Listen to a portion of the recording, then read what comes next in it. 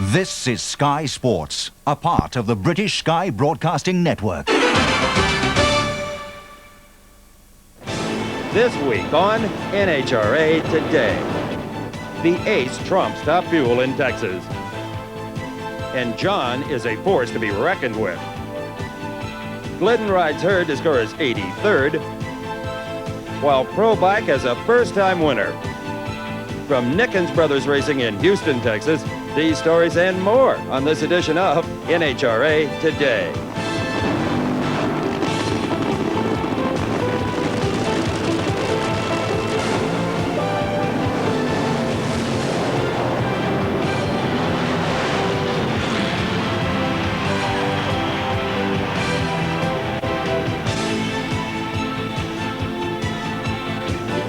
When David Nickens captured the 1991 Winston Competition Eliminator Championship, it marked the pinnacle of a racing career that has produced 25 NHRA national event victories. But almost as important as those many trophies is the fact that scores of other wins have been earned by customers using engines built by David and his brother Robert.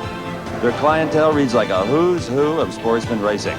And whether it's a power-packed 4-liter V6 or a 500 cubic inch big block, an engine bearing the Nickens Brothers logo is built with an emphasis on quickness and quality.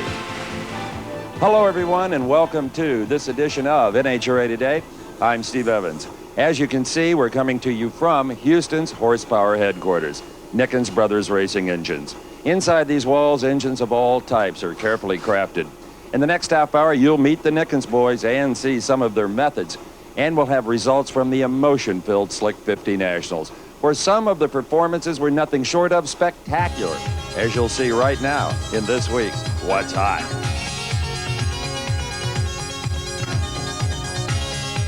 The NHRA record book will be rewritten after last week's action.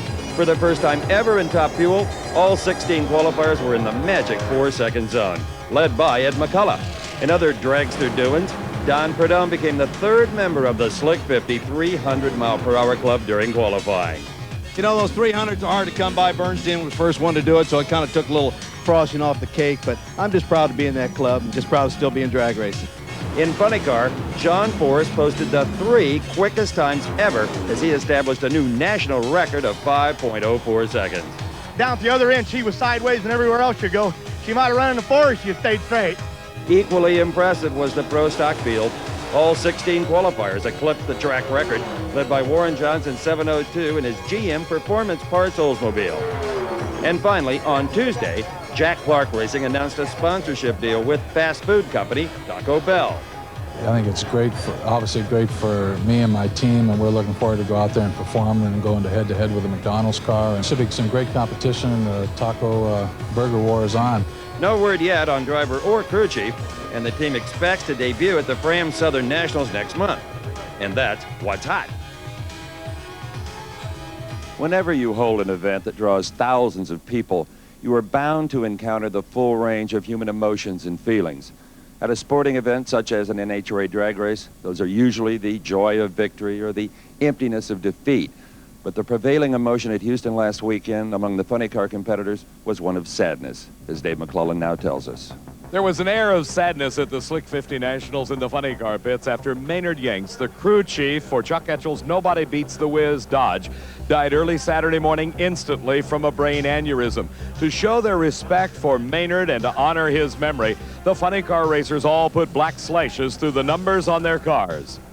It's a tragedy, what happened with Maynard. You know, not just from a business perspective, but from a personal perspective. We'd only been together a little over a year, and he was truly a great friend. During their partnership, Etchells and Yanks won 3 national events and qualified 5th at Houston with a 5:16 elapsed time. But despite that strong showing, the team did not decide to race until the last moment. I'm sure he's looking down right now on us and say, you guys better get out there and try and win around. So we're just here to try and do the best job that we can do, you know, in memory of Maynard. Under very trying circumstances, the Nobody Beats the Whiz team proved unstoppable in round 1, easily defeating Jerry Caminito with their quickest time of the event. The win proved very emotional. That one's for Maynard. You know, his tune-up's in there, and he's here with us.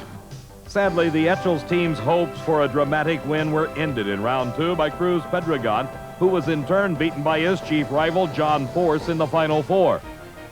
Meeting John for the title would be Al Hoffman's Blower Drive Services Daytona.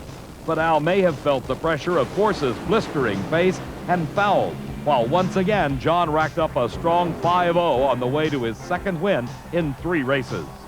We got the budget to race with, and we're going to give Cruz and all these guys in funny cars a run for the money.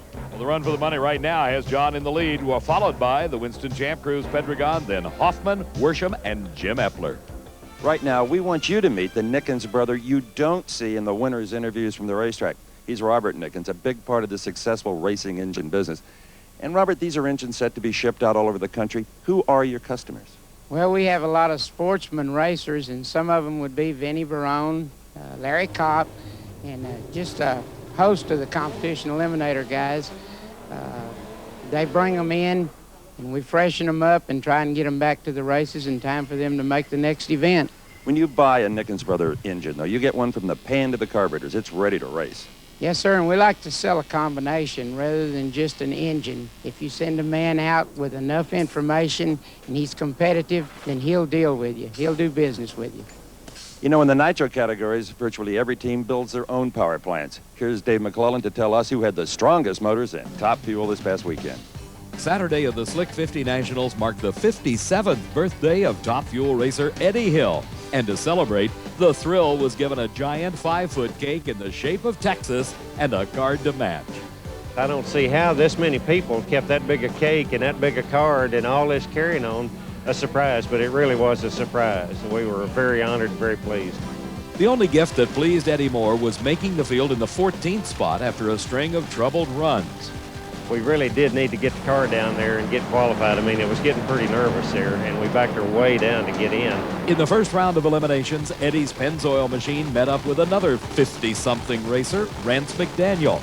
But Eddie's mechanical troubles returned, dropping him back to the 5-second zone and out of competition. Rance then drove his TFX 92 car past Mike Dunn's La Victoria Salsa entry into the Final Four, where his opponent would be the number 2 qualifier, Scott Coletta. As the cars left the line, Scott seized an early lead in the far lane and seemed headed to his first ever Top Fuel Championship round. But just at the last moment, McDaniel powered past and into his first final since returning to the sport last summer. Rance's opponent would be another over 50 veteran, Ed McCulloch, the driver of the McDonald's entry. And at the green, the 2 cars left as one and battled all the way to the finish line, where the ace barely edged ahead to claim his first win of the season. Our car actually fell off a little bit, but he poked a nose out there right at the finish line, and I wasn't sure who did win. The victory here at Houston moved Ed the Ace McCulloch into the number 2 spot of the Winston Chase, right behind Joe Amato. Doug Herbert's third. Then comes Kenny Bernstein and Eddie Hill to round out the top 5. Depending on the class, sportsman racers have the option of 2 different oiling systems. A wet sump, where all of the oil is contained in the oil pan, such as you'd find on your everyday street car, or the option called a dry sump, something the Nickens brothers have been building for over 15 years. But it's just now catching on in the nitro categories. Here's Frank Hawley's Fast Fact. If you ever see a fire in a top fuel dragster or fuel funny car, chances are it's an oil fire and not a fuel fire. What's happened is an internal engine part is broken, come out through the side of the block, and allowed that oil to hit the hot headers, and then you've got a fire. There's a number of racers that are trying to do something to help this. Corey McClenathan's top fuel dragster team is one of them. It has a dry sump oil system. Unlike a regular wet sump system where all the oil stays in the pan, this system has a separate oil reservoir on the side of the car. A 2-stage pump sucks the oil out from the bottom of the engine into this tank, and then it's pressurized and put back into the engine. This cuts down on the aeration of the oil, which should improve bearing life, and also in the event of a rod failure, not as much oil is coming out on the racetrack, which should be safer. I think it's a good system, and you'll see a lot of them in the future. The 61st Annual Houston Livestock Show and Rodeo has played host to thousands of celebrities. But none knows more about horsepower than one of this past weekend's guests. When I grew up in West Texas in Lubbock, horses were kind of a way of life. Every afternoon after school, we'd go to the livery stable and rent some old nags and go ride, but we loved it. I just haven't done it in a long time. After whooping it up with Wranglers and riding a horse named Rusty in the rodeo parade, Cowboy Kenny boot-scooted backstage to meet the country music duo of Kix Brooks and Ronnie Dunn. The local Budweiser people at Silver Eagle invited me out to the rodeo, meet Brooks and Dunn, which was great.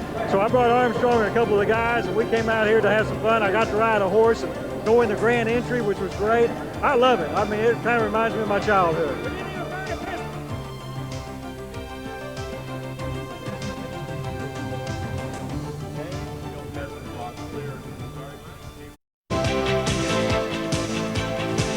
Welcome back to Nickens Brothers Racing Engines. Behind us, you see the mandatory dyno cell, and to my left, all-star driver David Nickens.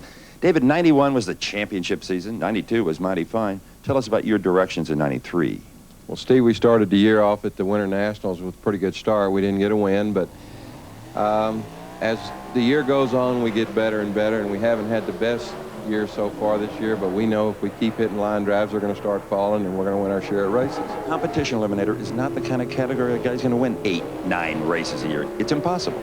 It's pretty tough to do. We won 5 several years in a row, and I'll tell you what, that's been an incredible year, accomplishment for us, and if we can continue to do that year in and year out, we think that's about as good as you can do in the class. You were looking forward to a big time at your home track, Houston Raceway Park. Didn't happen that way. No, it didn't. I'll tell you, we went out. The competition was very tough. We had a good performance out there. We ran good. I didn't drive real well, and we stumbled early, and it was really a tough race. And I'll tell you, we're just going to have to put our stuff together and do good at Gainesville. You know, there's another famous name in drag racing, now a resident of Houston, in fact, a past employee of this very shop. Here's Bob Fry with a sportsman report that targets in on that very guy. Everybody knows that drag racing is such a family sport. Well, right now, I'd like to introduce you to one of the Glidden family who's having a great weekend in a tough eliminator.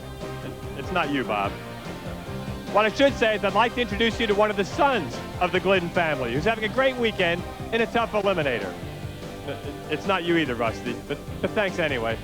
Actually, what I should say is I'd like to introduce you to Billy Glidden, who's qualified in comp in this record-setting field here at Houston. Growing up in the successful Glidden family, Billy got a first-hand education on building winning race cars. He was on center stage when his dad won, celebrating high fives with his brother Rusty. Today, Billy has gone out on his own, away from the limelight of pro stock, to race in competition eliminator. We're out here having a good time.